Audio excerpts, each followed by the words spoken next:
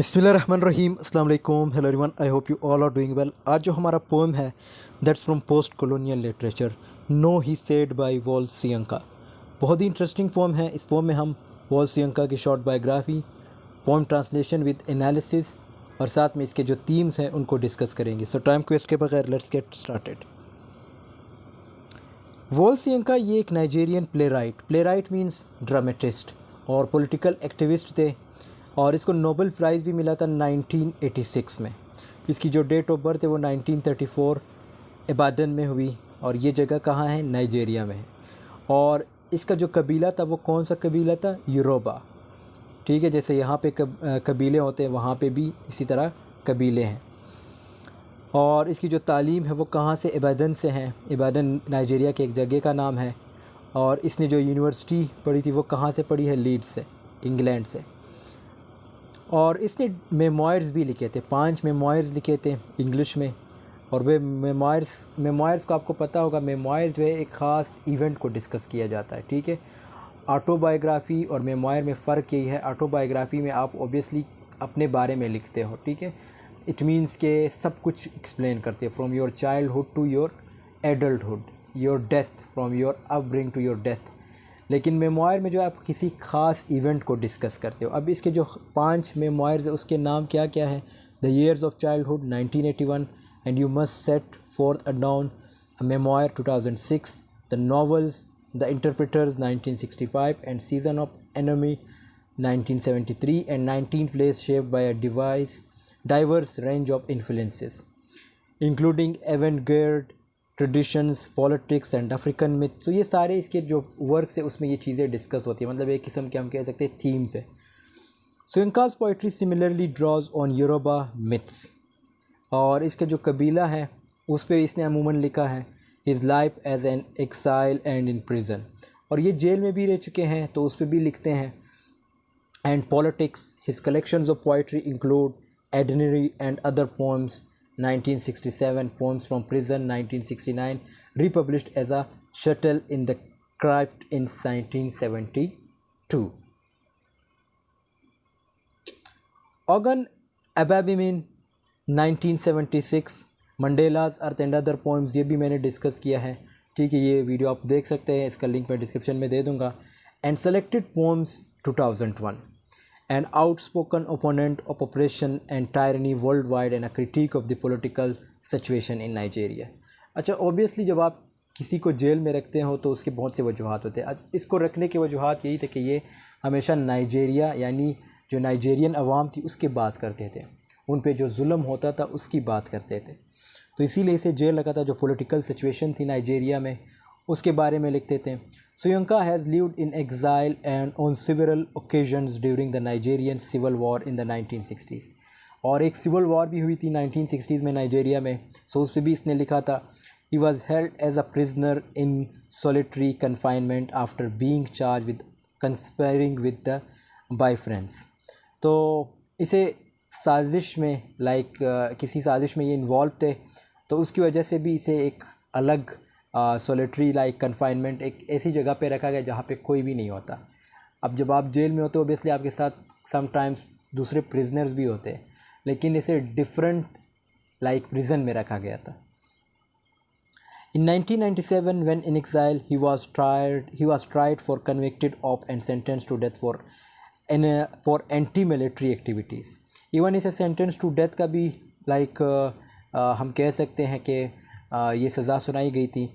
क्यों? क्योंकि इसने एंटी मिलिट्री एक्टिविटीज़ में जो है अपने आप को इन्वॉल्व रखा था। A sentence that was later lifted, लेकिन ये इसके साथ नहीं हुआ। ठीक है, Soyinka has taught as a number of universities. और इसने डिफरेंट यूनिवर्सिटीज़ में पढ़ाया है, जिसमें कुछ यूनिवर्सिटीज़ के नाम से कैम्ब्रिज है, Yale university and Emory university. I hope आपको यहाँ तक समझ आई होगी। एक शॉर्ट बायोग्राफी थी, बाकी आप डिटेल बायोग्राफी अगर आपने जानी है तो आप गूगल पे सर्च कर सकते हैं। अब आते हैं इसके पोम ट्रांसलेशन और एनालिसिस की तरफ। सो यहाँ पे जो है आपको इंशाल्लाह बेहतर पता चलेगा कि पहले स्टेंजा में क्या है, दूसरे में क्या है, विद एनालिसिस देखेंगे। No he said is a poem by Nigerian playwright and poet Wole Soyinka. The poem is an exploration of power dynamics. ये पोएम किस चीज़ के बारे में है? ऑब्वियसली पावर डायनेमिक्स के बारे में। And the nature of resistance. अब ये जो आप वर्ड सुनते हो no, so it means you are showing resistancy, means आप मुज़ाहमत शो करते हो, आप किसी से इनकार करते हो, तभी आप किसी को नो कहते हो। तो आपने अंदाज़ा लगाया होगा इस पोएम में जो है ये किस चीज़ के बारे में है। ऑब्वियसली पावर डायनेमिक्स के बारे में है और ये किस्म की कन्वर्सेशन है। Here is a critical analysis of the poem as well as translation. The poem is structured as a dialogue between two people. As I said कि ये एक किस्म का कन्वर्सेशन है, किस्म की डायलॉग्स है। अब ये डायलॉग्स है दो लोगों के दरमियान, with one person continuously saying no, जिसमें से एक बंदा अमूमन कहता है no in response to the other prompts. Means जब दूसरा कोई सवाल करता है तो ये फ़ौरन जो है नो कहता है। प्रॉम्प्ट्स का मतलब है फ़ौरन। The repetition of the word no creates a sense of resistance and defiance. अब ये किस्म का रेजिस्टेंस शो करता है। ये जो नो वर्ड है ये क्या शो करता है? रेजिस्टेंस शो करता है। Highlighting the power dynamics between the two speakers, कि एक स्पीकर जो है वो अपनी पावर शो कर रहा है, तभी दूसरा जो है वो नो आंसर देता है। अगर सपोज़ कोई क्वेश्चन वो पूछता है जो उसके हक़ में नहीं होता या जो उसके अवाम के हक़ में नहीं होता, तो वो आगे से नो कहता है। The poem can be read as a commentary on colonialism. इस पोम को हम पढ़ सकते हैं एज अ कमेंट्री के तौर पे कॉलोनियलिज्म से related. While the speaker saying no as a way of resisting the colonial power that seeks to control and dominate them. बहुत इंपॉर्टेंट सेंटेंस है कि जो दूसरा स्पीकर है जो नो कह रहा है, वो क्यों नो कह रहा है? क्योंकि जो कॉलोनाइजर्स हैं, आप एग्जांपल ले लें ब्रिटिशर्स की, क्योंकि जो ब्रिटिशर्स है वो जो नाइजीरिया है या कोई और भी, मैं सिर्फ आपको एग्जांपल दे रहा हूँ, वो वहाँ पे अपनी डोमिनेंसी शो कराने आए हैं, उनको ऑप्रेस करने आए हैं, उन पे हुकूमत करने आए हैं। तो इसलिए ये जो दूसरा कैरेक्टर है, एज आई सेड के दो बंदे हैं, एक किस्म का डायलॉग, एक किस्म का मुकालमा चल रहा है इनके दरमियान। सो एक जो कहता है, एक जो है रेजिस्टेंसी शो करता है, resistance like always saying no.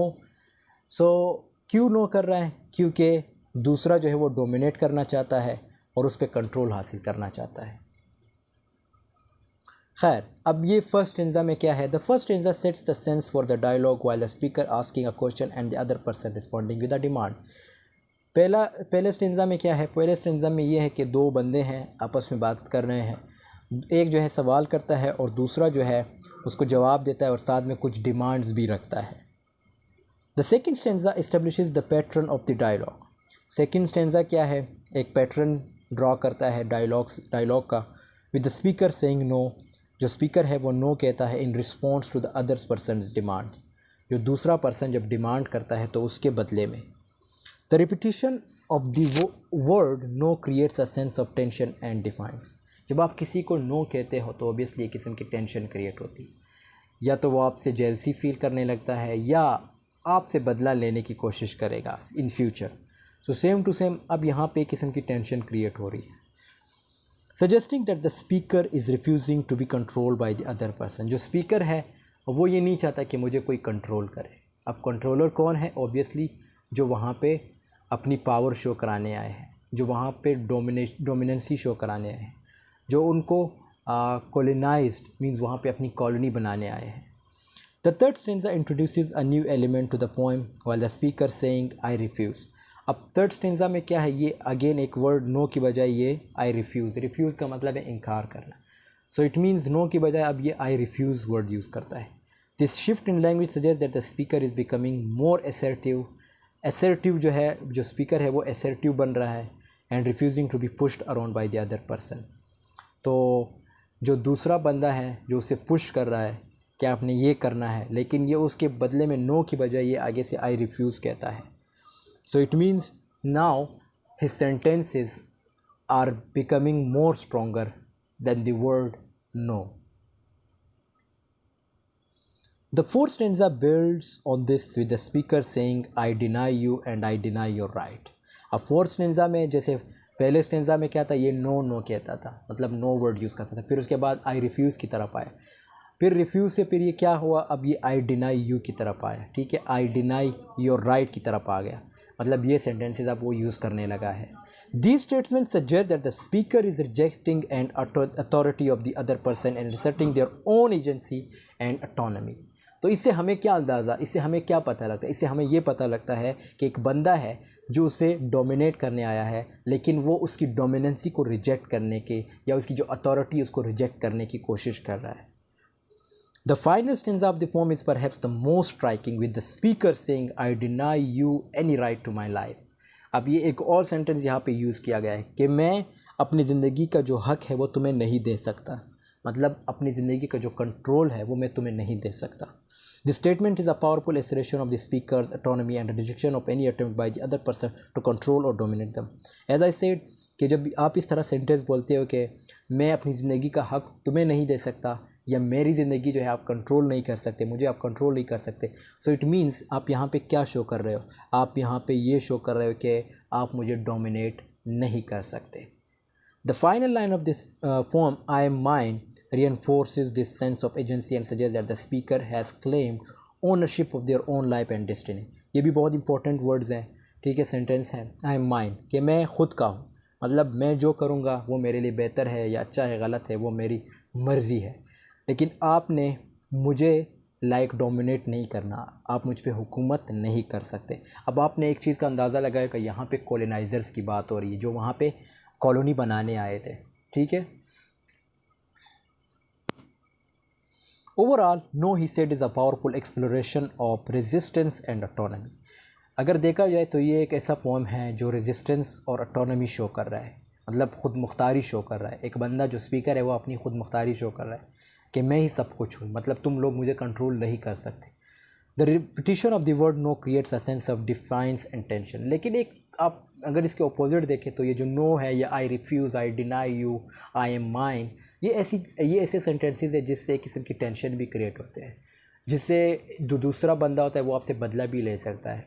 Eight that time it might not be possible but it might be possible और it may be possible in future. While the shift in language in the later stanza suggests a growing assertiveness and rejection of authority, और ये जो बाद में इसके sentences use किए थे जैसे I reject, I deny you, I deny your rights, so these kind of sentences claims what? It shows what? It shows that it means like the speaker wants, the speaker doesn't want them, the speaker like reject them.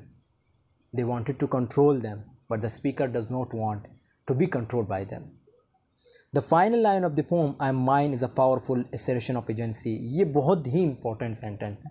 अगर आप इसके बारे में सोचें ना कि I am mine, ये अगर आप उस वक्त बोलते हो जब आपको कोई डोमिनेट करने आया हो, आप पे हुकूमत करने आया हो और आप उसके सामने इस तरह बोलते हो, तो ये बहुत ही स्ट्रॉन्ग सेंटेंस होता है कि I am mine. Assertion of agency and autonomy that leaves a lasting impact on the reader. जैसे अभी मैंने मुझ पे एक इम्पैक्ट पड़ा है ना, मतलब ये पोएम अगर मैं आपको मैं आपके सामने पढ़ रहा हूँ, मैं आपको समझा रहा हूँ, तो ये सेंटेंस का मुझ पे भी बड़ा इफ़ेक्ट पड़ा, I am mine. So same to same अगर आप इस सेंटेंस के बारे में सोचें, अगर आपने वाकई लिटरेचर को गौर से पढ़ते हो, इसको फ़ील करते हो, तो ये एक बहुत ही खूबसूरत सेंटेंस है जो कोई भी फ़ील कर सकता है, आई एम माइन। अब इसके अगर थीम्स की बात करें, आई होप आपको पोएम की समझ आई होगी। ये पोएम एक्चुअली में क्या है, किसी रेजेंसी के मतलब कॉलोनाइज़र्स के बारे में है जो वहाँ पे कॉलोनी बनाने आए थे, लेकिन जो बंदे हैं वो जो है अपनी रेजिस्टेंसी शो करते हैं। वो ये कहते हैं कि हम खुद अपनी हुकूमत बना सकते हैं, हमें कोई और कंट्रोल ना करे। तो ये चीज़ें जो है शो की गई है। अब सबसे पहला थीम है हमारे पास resistance. The poem is primarily concern with the idea of resistance. Resistance means मजम्मत। The repetition of the word no creates a sense of defiance and resistance to the other person's demands. कि जो दूसरा speaker है, जो दूसरा बंदा जो demand कर रहा है, जो पहला बंदा है वो क्या आगे से कहता है नो, मतलब वो उसकी डिमांड्स को रिजेक्ट कर रहा है।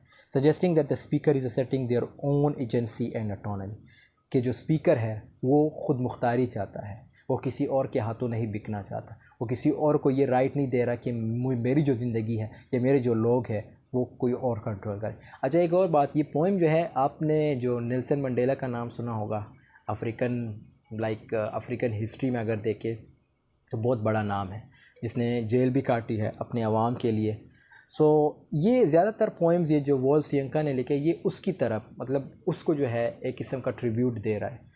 No I know he said, it means like again in this poem he is talking about Nelson Mandela, कि नेल्सन मंडेला ने ये कहा था कि नो ही सेड, मतलब जो कॉलोनाइज़र्स आए थे, जो उनको कंट्रोल करने थे, जो अफ्रीकन्स पे हुकूमत करने आए थे, तो तब इसने ये कहा था। Power dynamics. The poem also explores power dynamics between individuals, particularly in situations where one person seeks to control or dominate another. Power dynamics में क्या होता है, ऑब्वियसली जब आप पावरफुल होते तो आप हमेशा आपकी ये ख्वाहिश होती है कि जो मुझसे वीक हो ना उसको मैं कंट्रोल कर सकूं। तो सेम टू सेम यहाँ पे भी यही सिचुएशन चल रहा है। जो अफ्रीकन्स थे वो कमज़ोर थे, उनके पास कोई वसाइल नहीं थे, लेकिन जो ब्रिटिशर्स थे या जो अमेरिकन्स थे उनके पास सब कुछ था, तो इसीलिए वो उनको कंट्रोल करना चाहते थे। The speaker's refusal to comply with the other person's demands can be seen as a way of subverting these power dynamics and asserting their own independence. तो इससे हमें क्या पता चलता है कि भाई तुम्हारी पावर अपनी जगह, लेकिन हम खुद आज़ाद रहना चाहते हैं, हम ग़ुलाम नहीं रहना चाहते, या हमें ग़ुलाम बनाने की ज़रूरत नहीं है। Well, the third one, autonomy. Autonomy means खुद मुख्तारी. The poem celebrates the idea of individual autonomy and suggests agency. The speaker's repeated assertions of I refuse and I deny you, ये इसने थर्ड और फोर्थ स्टेंजा, फिफ्थ स्टेंजा में ये sentences बोले थे कि I deny, I refuse you. तो ये क्या सजेस्ट करता है? These suggest that they are asserting their own right to self-determination and rejecting any attempt by the other person to control or dominate them. Again वही बात repeat हो रही है कि ये राइट वो किसी और को नहीं दे रहा कि कोई उसको डोमिनेट करे, कोई उसको कंट्रोल करे, उनको या उसके लोगों को। अब यहाँ पे आप मतलब कह सकते हैं कि नेल्सन मंडेला जो है ये चाह रहा है कि कोई ना उसे कंट्रोल करे ना उसके लोगों को, यानी अफ्रीकन्स को। Identity. The final line of the poem I am mine suggest that the poem is also concern with the idea of individual identity. I am mine की जब आप बात करते हो, so it means you are talking about individual identity, अपनी इनफरादियत की बात कर रहे हो, अपने बारे में बात कर रहे हो। आई am mine the speakers rejection of the others persons demands and assertion of their own agency can be seen as a way of defining and asserting their own identity. तो कहता है कि स्पीकर क्या कहना चाह रहा है, स्पीकर भी यही चाहता है कि भाई मेरी खुद अपनी आइडेंटिटी है, मैं क्यों तुम लोगों के हाथों बिकूं, या तुम लोग मुझे कंट्रोल करो या मेरे लोगों को कंट्रोल करो या यहाँ पे आके कॉलोनी बना लो। तो इसीलिए नेल्सन मंडेला का आपने अगर उसकी बुक वगैरह पढ़ी है तो उसने जेल भी काटी है, किसके लिए? अफ्रीकन अवाम के लिए। और जब वो बाहर आए थे तो एक बहुत बड़े लीडर बन गए थे, और उसने बुक्स भी लिखी है अपने लाइफ के बारे में, अपने ट्राइब्स, जो इसके ट्राइब्स थे कि वो कहाँ किस तरह उसका नाम नेल्सन मंडेला पड़ा, क्योंकि नेल्सन मंडेला उसका एक्चुअल नाम नहीं था। ठीक है, तो आप उसकी बुक ज़रूर पढ़ लें, आपको बहुत कुछ सीखने को मिलेगा। ये इस तरह के क्वेश्चंस आपसे इंटरव्यूज़ वगैरह में भी पूछे जाते हैं। सो दोस्तों, यहाँ पे हमारी वीडियो की एंडिंग होती है। आई होप आपको ये वीडियो पसंद आई होगी। पसंद आई तो ज़रूर लाइक कमेंट शेयर कीजिएगा, और नेक्स्ट वीडियो में हम वॉल्स सोयंका के नेक्स्ट पोएम को डिस्कस करेंगे। ठीक है, और नेक्स्ट पोएम जो है यहाँ पे मैं आपको बता देता हूँ ताकि आपको समझ आए। अपोलोजाई बाय वॉल्स सोयंका, ये भी पोएम हम डिस्कस करेंगे। कोई क्वेश्चन हो इस पोएम से रिलेटेड, नो ही सेड, आप मुझसे कमेंट सेक्शन, व्हाट्सएप या इंस्टाग्राम पे पूछ सकते हैं। तब तक के लिए अल्लाह हाफिज़, टेक केयर ऑफ़ योरसेल्फ।